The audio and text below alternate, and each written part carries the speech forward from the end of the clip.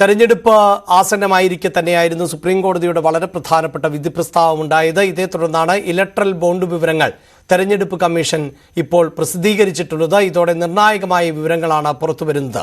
6061 കോടി രൂപയാണ് BJPക്ക് electoral bond വഴി സംഭാവന ലഭിച്ചത്. ഏറ്റവും കൂടുതൽ തുക ലഭിച്ചത് BJPക്ക് തന്നെയാണ്.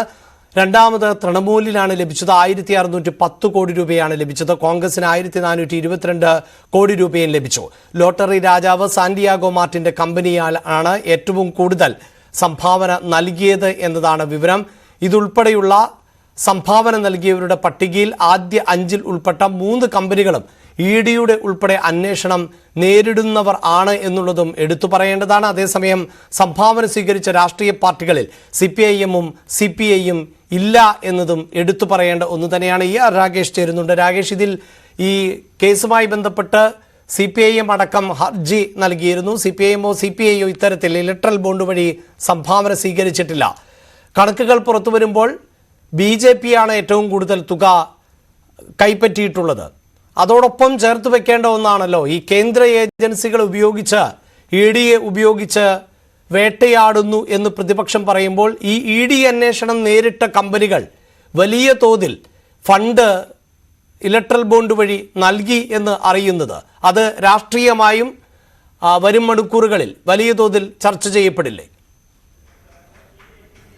അഭിലാഷ, ഇലക്ട്രൽ ബോണ്ട് വഴി രാഷ്ട്രീയ പാർട്ടികൾക്ക് ലഭിച്ച സംഭാവന ഉൾപ്പെടെയുള്ള വിവരങ്ങൾ നൽകാൻ SBIക്ക് സുപ്രീം കോടതി നൽകിയിരുന്ന സമയപരിധി ഇന്ന് അവസാനിക്കാനിരിക്കുകയാണ്. ഇന്നലെ തന്നെ തെരഞ്ഞെടുപ്പ് കമ്മീഷൻ ഏതായാലും ഈ പട്ടിക പ്രസിദ്ധീകരിച്ചത്. ഏതായാലും ഞെട്ടിക്കുന്ന വിവരങ്ങളാണ് ഈ പട്ടികയിലുള്ളത്. അതായത് 12,155 കോടി മൂല്യമുള്ളതാണ് ഈ ഇലക്ട്രൽ ബോണ്ട്. ഇതിൽ 6061 കോടി രൂപ ലഭിച്ചിരിക്കുന്നത് കേന്ദ്രം ഭരിക്കുന്ന BJPക്കാണ്. അതായത് ഏതാണ്ട് 50% ഇത്തരത്തിൽ ഇലക്ട്രൽ ബോണ്ട് വഴി ലഭിച്ചിരിക്കുന്നത് BJPക്ക് തന്നെയാണ്.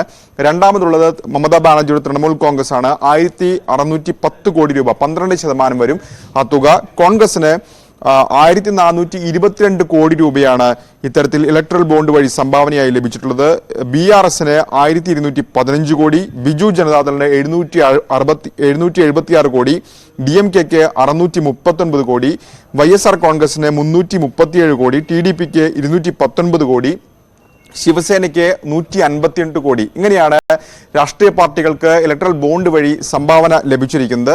ഇനി ഈ സംഭാവന നൽകിയ കമ്പനികൾ ഏതൊക്കെയെന്ന് പരിശോധിക്കുകയാണെങ്കിൽ ഇതിന്റെ ഗൗരവം കൂടുതൽ വ്യക്തമാകും. അതായത് ഏറ്റവും കൂടുതൽ സംഭാവന നൽകിയിട്ടുള്ളത് ലോട്ടറി രാജാവായ സാന്റിയാഗോ മാർട്ടിന്റെ future gaming and hotels private limited ആണ്.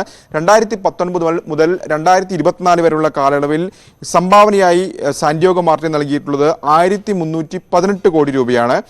ഈ പട്ടികയിൽ സാന്റിയാഗോ മാർട്ടിൻ ഏറ്റവും പ്രധാനപ്പെട്ട കാര്യം, ഈ 5 സ്ഥാപനങ്ങൾ, അതായത് സംഭാവന നൽകിയ 5 സ്ഥാപനങ്ങളിൽ 3 സ്ഥാപനങ്ങൾ, ഏറ്റവും കൂടുതൽ സംഭാവന നൽകിയ 5 സ്ഥാപനങ്ങളിൽ 3 സ്ഥാപനങ്ങൾ കേന്ദ്ര ഏജൻസികളുടെ അന്വേഷണം നേരിടുകയാണ്. അത് രണ്ടാമതായി മേഘ എഞ്ചിനീയറിംഗ് ആൻഡ് ഇൻഫ്രാസ്ട്രക്ചർ ലിമിറ്റഡ് 966 കോടി രൂപയാണ് ഇവർ സംഭാവന നൽകിയത്. വേദാന്ത ലിമിറ്റഡ് 376 കോടി രൂപയും സംഭാവന നൽകി. ഇതിൽ സാന്റിയാഗോ മാർട്ടിന്റെ ഉടമസ്ഥതയിലുള്ള ഫ്യൂച്ചർ കമ്പനിയുടെ കാര്യമെടുക്കുകയാണെങ്കിൽ 2019 അവർക്കെതിരെ ED അന്വേഷണം വരുന്നത്. ആ വർഷം തന്നെ ഏതാണ്ട് 250 കോടി രൂപയുടെ സ്വത്തുക്കൾ കണ്ടുകെട്ടി. 2022 മാത്രം 409 കോടി രൂപയുടെ സ്വത്തുക്കളും കണ്ടുകെട്ടി. അതിന് തൊട്ടു പിന്നാലെ ഏതാണ്ട് 5 ദിവസത്തിനുള്ളിൽ 100 കോടി രൂപയുടെ ബോണ്ടുകൾ സ്വന്തമാക്കി സാന്റിയാഗോ മാർട്ടിൻ എന്നാണ് ഇപ്പോൾ പുറത്തു വരുന്ന വിവരം.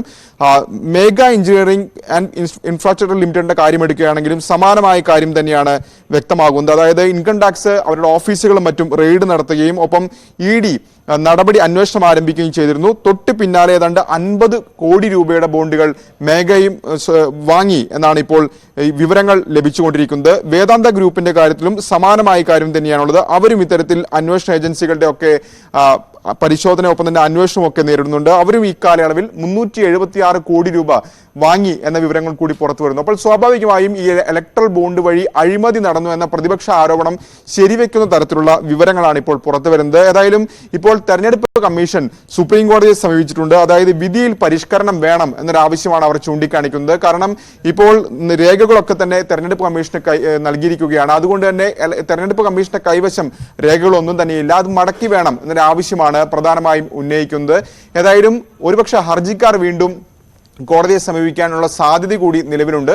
കാരണം നിലവിൽ ഏതായാലും ഏതൊക്കെ കമ്പനികൾ, ഏതൊക്കെ രാഷ്ട്രീയ പാർട്ടികൾക്ക് വിവരങ്ങൾ പണം കൈമാറി, ബോണ്ട് മുഖേന പണം കൈമാറി എന്ന വിവരങ്ങൾ ലഭിച്ചിട്ടില്ല. മറിച്ച് ആരൊക്കെ സംഭാവനകൾ സ്വീകരിച്ചു, ആരൊക്കെ നൽകി എന്ന വിവരങ്ങൾ മാത്രമാണ് ലഭിച്ചിട്ടുള്ളത്. അതുകൊണ്ട് തന്നെ ഇത് ഒളിച്ചു വെക്കാൻ ശ്രമം നടക്കുന്നുവെന്ന് ചൂണ്ടിക്കാണിച്ചുകൊണ്ട് ഹർജിക്കാർ ഒരുപക്ഷെ സുപ്രീം കോടതിയെ സമീപിക്കാനുള്ള നീക്കവും ആരംഭിച്ചിട്ടുണ്ട്. അഭിലാഷ്, വളരെ പ്രധാനപ്പെട്ട ഇടപെടൽ ആയിരുന്നു സുപ്രീം കോടതിയുടെ ഭാഗത്ത് നിന്നുണ്ടായത്. അതും ഒരു തെരഞ്ഞെടുപ്പ് കാലയളവിൽ ആണ്. എല്ലാ രാഷ്ട്രീയ പാർട്ടികളും അവരുടെ പ്രവർത്തനങ്ങൾക്ക് വേണ്ടി സംഭാവനകൾ സ്വീകരിക്കുകയും പണം കണ്ടെത്തുകയും ഒക്കെ ചെയ്യുമ്പോഴും വലിയ തോതിലുള്ള തട്ടിപ്പിന്